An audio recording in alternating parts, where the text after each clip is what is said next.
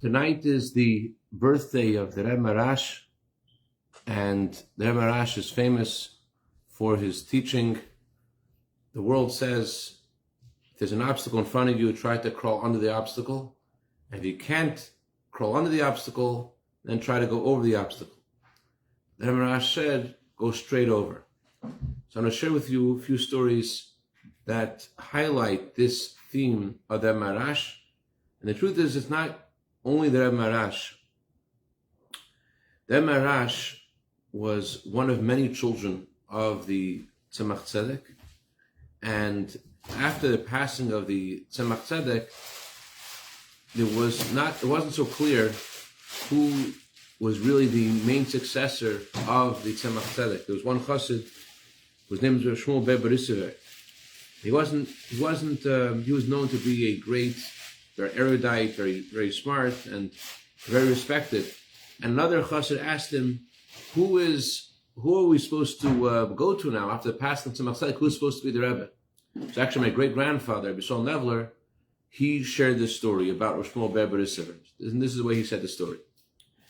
The Tzemach Tzedek said to Rosh Shmuel Bezalel, to this chassid who sought his advice, he said the Tzemach Tzedek once gave a discourse, a very difficult discourse, and in the discourse, he said something which contradicted a passage in Kabbalah by Rabbi Chaim Vital, the book called Eitz Chaim. It was a clear, open contradiction, and I couldn't figure out the answer. So I was wandering around the courtyard in the city of Lubavitch and thinking, how could I answer this question? I thought, it's not really a question, because I can go to the Rebbe himself and get an answer. But he also thought the Rebbe is very elderly, and he wanted to know, which one of the children is the one that is going to take over after the Tzemach Tzedek's passing. So he decided, as his thought was in his mind, he's going to ask the children of the Tzemach Tzedek to explain their father's discourse. He went to one of his children, he didn't say who, and this son of the Tzemach Tzedek said, "You have a question?" He said, "Yes." "Your question is about this passage in Kabbalah, the contradiction?" He said, "Yes." So he offered an answer, but he didn't like the answer. The answer wasn't satisfactory. So he went to a second son of Tzemach Tzedek. He asked him, and this other son said something similar. You have a question? What's your question? And they discussed the question, and immediately had an answer as well, but the answer wasn't satisfactory to him. He's walking around, and he went to he saw that the Rebbe Maharash's home is still in the city of Lubavitch. Dawn starts about 2:30 in the morning, and it was already the whole night he's working on this question, trying to figure it out, and it's almost daybreak and it's starting to get a little lighter, and he sees a candle on in the home of the Rebbe Maharash, and he was able to look through a little, a very small window into the room of the Rebbe Maharash, into his home, and he saw that the Rebbe Maharash was sitting at the table. He was holding a very big volume of Torah. You know what volume it was, what he was studying, but he saw it was a big volume of Torah, and he knocked lightly on the door. The Rebbe Maharash asked who it was. He said it's a chassid. This chassid was called Maharash Dam, Shmuel David Bezalel. And he told, and the Rebbe Maharash opened the door, and he saw on the table there was a newspaper. So Rabbi Shmuel Bezalel says, no. This is not how it works by Chassidim. If you're going to do this kind of a trick, I'm going to tell everybody. I said, I know what book you were reading. I know if it was a Gemara. I know if it was Poskim. I know if it was Kabbalah. But you were certainly reading Torah. It was a big volume. I saw it. You're going to have to be straight up with me, or everybody's going to know that you're learning Torah at 2 o'clock in the morning. So Rebbe Maharash said, no. He smiled, and he said, I have a question on the Maimer. The Rebbe Maharash said, you certainly have a question about the passage in Eitz Chaim. And he sat down, and he spoke to him for a very long time, and he told him the answer. He explained to him this passage, and it was clear to him now that this was not just the answer to his question, but this also made him think that this was also the answer to his deeper question: who is the Rebbe? Who is the successor of the Tzemach Tzedek? And that's what he told this chassid. He said, I don't know who, we can't weigh these tzaddikim, all the children of the Tzemach Tzedek are tzaddikim, but I'm going to the youngster. I'm going to the youngest one, who indeed was the successor of the Tzemach Tzedek. This teaching of the Rebbe Maharash, go straight over, is something that our Rebbe highlighted so many times. They even have a whole book about the Rebbe's teachings on just in this passage, to go straight over. And there's actually a unique connection between our Rebbe and the Rebbe Maharash. Among other things, the previous Rebbe asked our Rebbe to write a book about the Rebbe Maharash.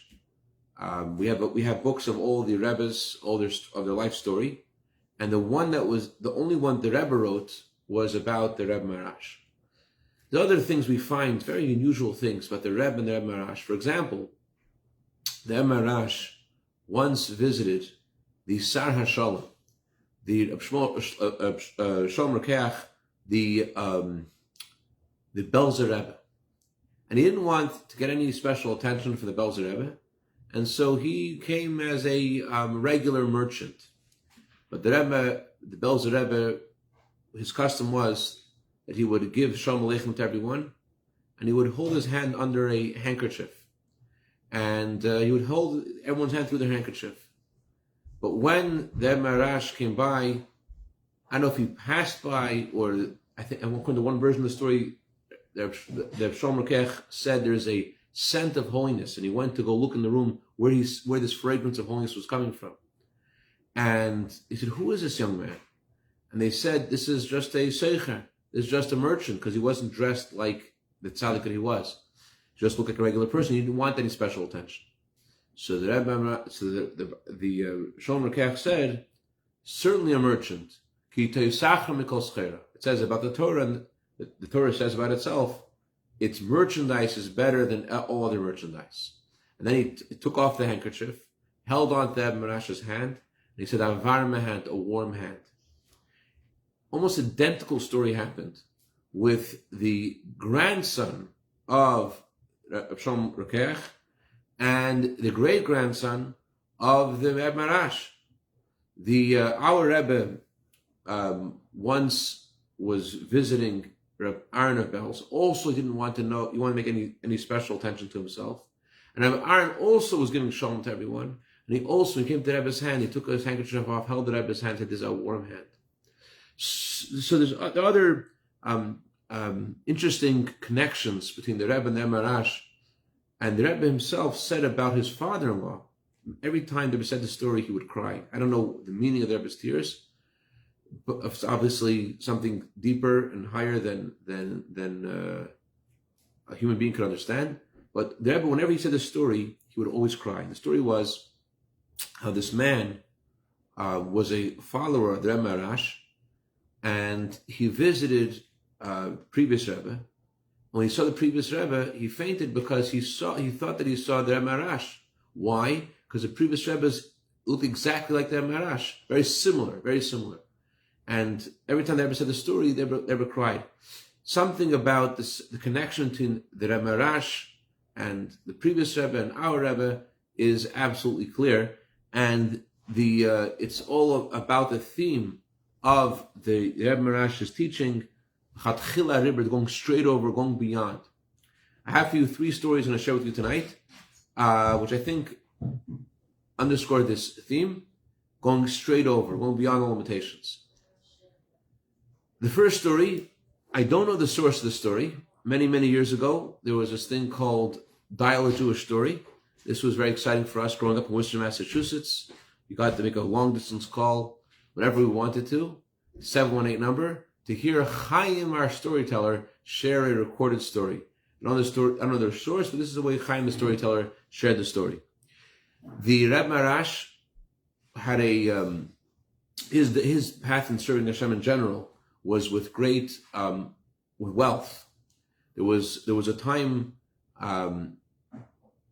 that there were other tzaddikim who didn't serve Hashem with wealth; they served Hashem with poverty.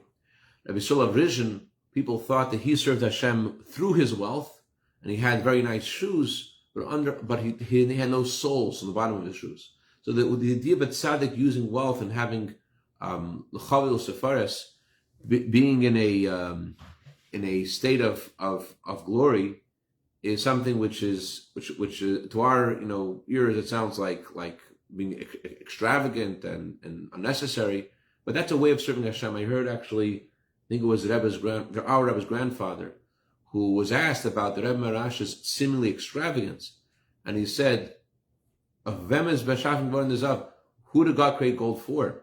The Torah says about gold. Gold was created for the temple, and then so the whole grandeur and glory of the temple was gold was there, but it was for the purpose of the greatness of Hashem. That was the glory of the Beis Hamikdash was the glory of Hashem.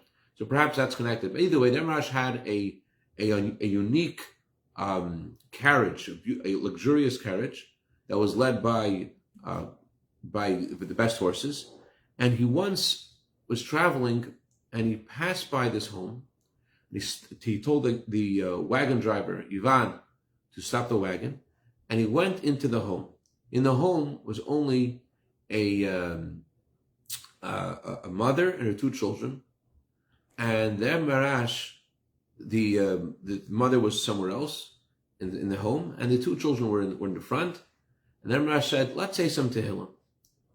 And they started saying Tehillim together. And there was in the tone of the Rebbe's voice, in saying Tehillim with these children, there was a great sadness. They're saying Tehillim, like a heartfelt Tehillim. They started saying Tehillim together for some time. And meanwhile, their mother came, and she saw the Rebbe himself is in her home, saying Tehillim with her sons. She was like, what is this about? Then the Rebbe, Maharash, left the home, went back to his carriage, and after a few minutes, he returned again to the home. And again, he said to the boys, "Let's say some Tehillim." And they started saying Tehillim. They're saying Tehillim for some time, and then again, the Rebbe Maharash wishes them well and leaves. Their father didn't come home at the regular time that night. Hours passed. They're very worried. Finally, their father comes home. When the father comes home, he's all disheveled, he's all nervous, and he tells his wife what had happened. He said that he had traveled to a nearby town to a farmer to collect money that his farmer owed him. But when he got to the farmer's home, the farmer actually took him and tied him up and threatened to kill him. He says, "I owe you money, but if you're not around, no one will collect the money anymore."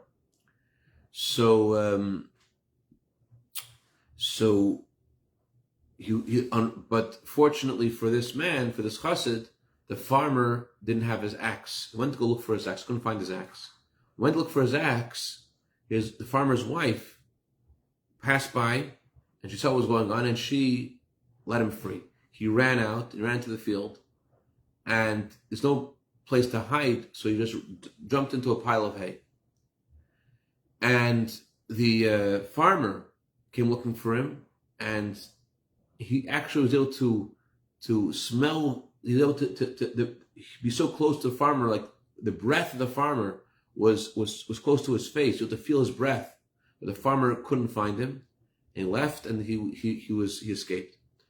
So his wife told him when he came home how the Rebbe Maharash had come twice and to say Tehillim, and probably the two times he said Tehillim was in order to save him, both the first time with the axe and the second time when the farmer came to look for him in the hay. That's the first story. The second story, so in this story, this time it highlights the power of children saying Tehillim. And the Rebbe actually said that this is something we see in this period of the year in the counting of the Omer. You see a child saying the Omer, and when a child says the Omer, he says a prayer at the end of the Omer. The prayer he says is, by the merit of me saying the Omer, may God's sustenance and abundance come and fill all the worlds, and may every problem in my soul and all the souls through sheep will be rectified. So this child is just a little child, and he's just saying one sentence, a prayer and a mitzvah, and it seems to be something so negligible. And yet this child with his prayer is changing the entire spiritual cosmos, the physical cosmos, with his seemingly insignificant prayer. So this Rebbe says highlights the idea of the chatchila Rebbe, how the prayer of a child, it seems like negligible, and yet it's beyond all of creation. The idea of going beyond, and the idea of jumping beyond limitations means that you aren't really under the confines of nature, under the confines of limitations. And on that note, I want to share with you our two featured stories for tonight. Amazing stories where you see this idea of a Jew being completely above nature. I'll start with the one whose birthday is tonight, the story of the Maharash. The Maharash had a chassid who owned a kretschmer, sort of like a bar and a little restaurant, and he was not so successful, but he was doing okay. And there was a priest in his town that really didn't like him. He didn't like Jews in general. And every week, this priest would, on Sunday, when he would give his sermon to his congregants, he would tell them how terrible the Jews are. And he would specifically highlight this Jew, this owner of this tavern, this owner of this bar. But it didn't really have an effect on his congregants. They still would frequent the bar, and they would still buy, and he was doing okay. So the priest thought of another idea.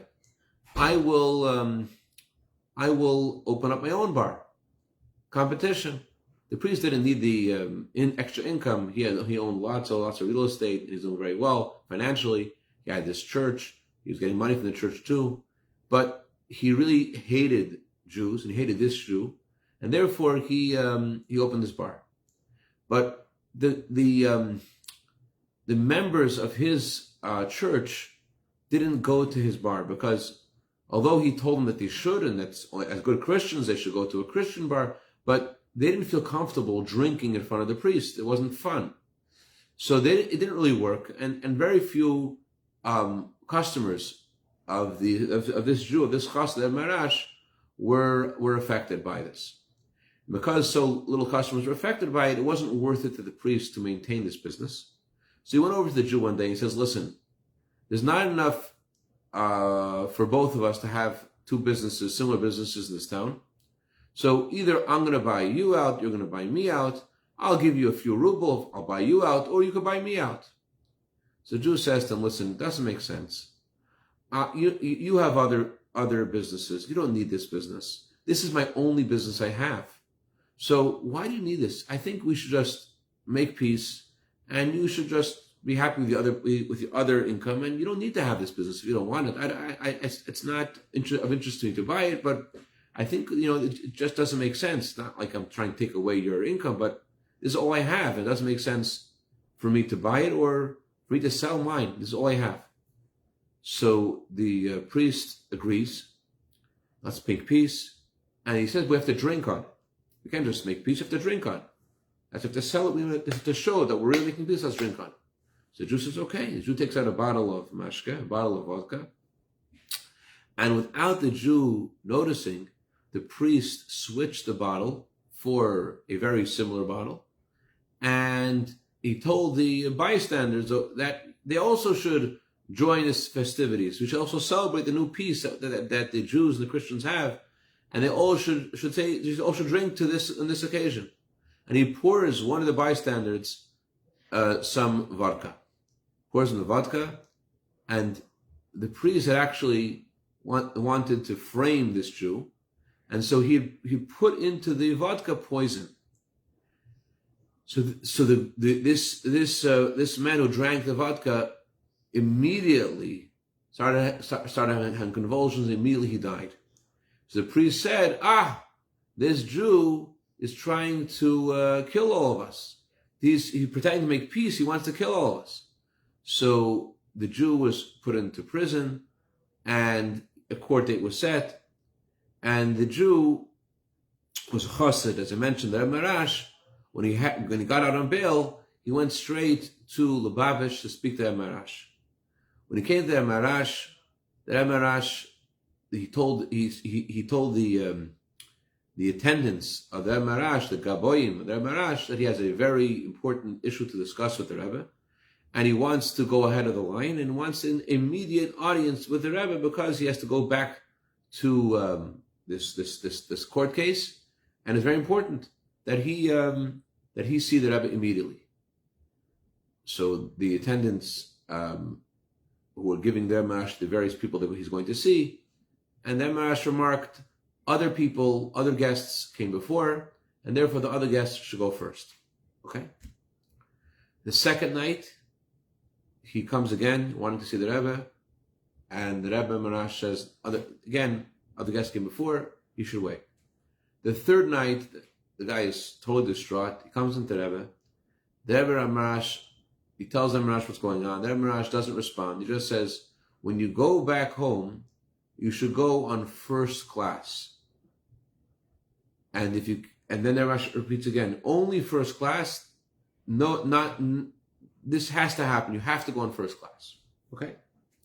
And if you can't afford it, which is very expensive to go in first class, then Maharash said, so I will pay for this trip. Okay? The chassid goes, he has no idea what the Maharash means with his cryptic words. What does that have to do with his court case? What's going to happen to him? The Rebbe didn't say any words of encouragement that he was hoping to hear. And instead, he's going back to home on this train, and he's going in first class. But what does that mean? Maybe going in first class, but where is he going? He's going to court. So he goes on the train, and in first class, everyone has their own car, their own room. And this chassid puts on his talis and film, and he starts to pray. And he starts to think about what's going on.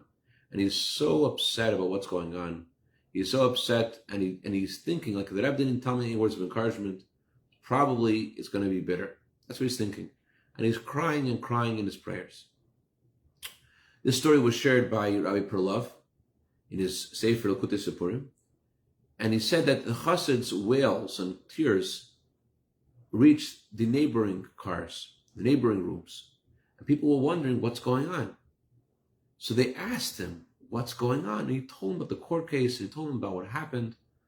And the other passengers were very touched by his story. And but he didn't know this, but they told him, Rabbi Perlov wasn't sure if they were dressed in regular clothing, but they were actually either they were investigators or they were actual judges of this case. Rabbi Perlov said that in general, the way the court worked at that time was that they would send investigators to the scene of the crime a few days before the scene. They would send investigators dressed in plain clothes so that they could investigate, without any suspicion and get the real truth. And so they heard from this chassid his side of the story, and they proceeded to go on this journey to this city of the priest. And they went, hearing the story from this chassid, they decided they're going to go visit this priest and started to try to see what they could discover. And they came to the home of the priest, and they asked the priest, can we pay you? We want to be guests in your home. Sure. He had a business like that, and they paid him, and they stayed in his Airbnb, whatever it was, in those days. And he said, and they told him, let's eat together. And they ate, and the priest liked to drink, and he tried to drink, and they could tell when he was drinking, he wasn't going to stop drinking, and he was going to tell them his secret. And as he's drinking, he starts talking about his hatred for Jews. And he tells them, and there was one Jew, let me tell you what I did to him. And the priest started telling them about exactly what happened, how he switched the bottle, and he put the bottle, and how he put poison in the bottle. And as they don't say anything, comes the court case, and he sees who are the judges of the court case. So same guys were in his house. And the court case begins, and the testimony of the witnesses who were there, who saw this guy die on the spot, they all come present their case. And the Jew says he didn't know, he gave a different bottle. He gave a bottle, it was just a regular bottle, how was he supposed to know there's poison in it? And then the judges say to the priest, tell us what you told us in your home. And the priest said he denied everything. But the judges maintained that he has to tell them what happened. And when the priest refused, the judges said exactly what happened, and they gave the the full measure of the law upon this priest. Because he was actually the murderer of this man who had died.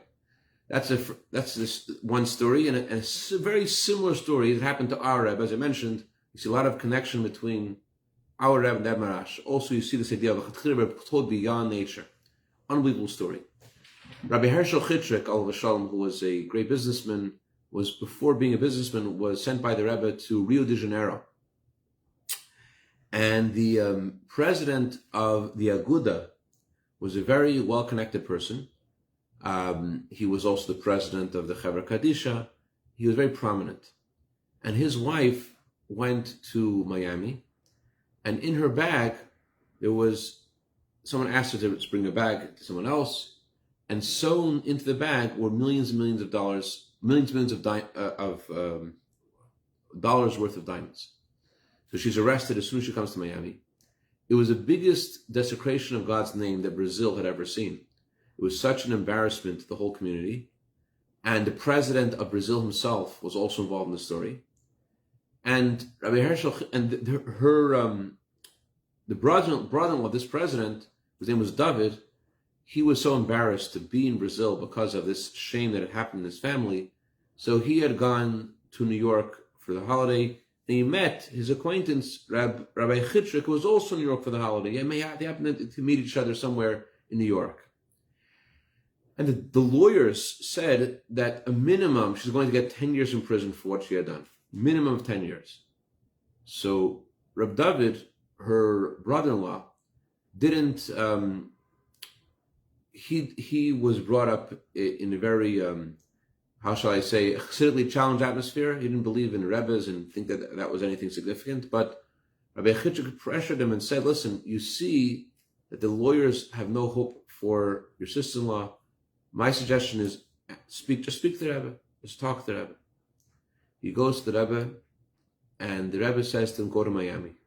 The Rebbe doesn't say anything about what we should do in Miami. The Rebbe just says, go to Miami. He wasn't planning to go to Miami, but the Rebbe says, come to Miami. He comes to Miami. He has no idea why he should go to Miami, but he's in Miami. He comes to Miami, and he goes to this kosher hotel there. He asks where he could, it was Friday, he asks where he could daven. He goes to this nearby synagogue there. And he was very, in general, he was a very heartsick person, very, very emotional person.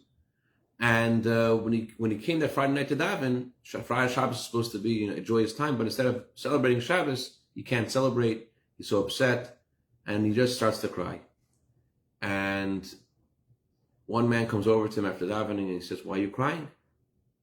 I didn't really want to say, but he told this man what had happened. And he told him about the court case. And the man says, and when is the court case? It's on Tuesday, isn't it? He said, yeah. He said, I know, because I'm the judge. I believe you. And the judge, he heard this man's story, and he let his sister-in-law off completely. And it was such a miracle that the whole Rio de Janeiro was talking about the miracle. Rabbi Chitrik actually said that a year later, the judge himself came to Rio to celebrate thanks to Hashem that how she was exonerated, and he knew firsthand that she wasn't guilty because he heard the real story from her brother-in-law. Anyways, Rabbi Chitrik told the Rebbe that the whole Rio de Janeiro is talking about the Rebbe's miracle, and the Rebbe said the miracle isn't what happened. The miracle is that they listened. Miracles that they listened. Because for this man, it was told, go to Miami, what for? But this is the story of Chatchila Rebbe. The Jew just goes with full emunah, with full trust in Hashem. And with that full trust in Hashem, you draw down from Hashem the Chatchila Rebbe blessings that are beyond nature. Hashem bless each of us, all Am Yisrael, with blessings beyond nature. And we should go to Chatchila Rebbe from where we are right here, right now, to Yerushalayim HaKadosh, Mashiach Tzedekenu, Chatchila Rebbe. A good davach, a freilich davach.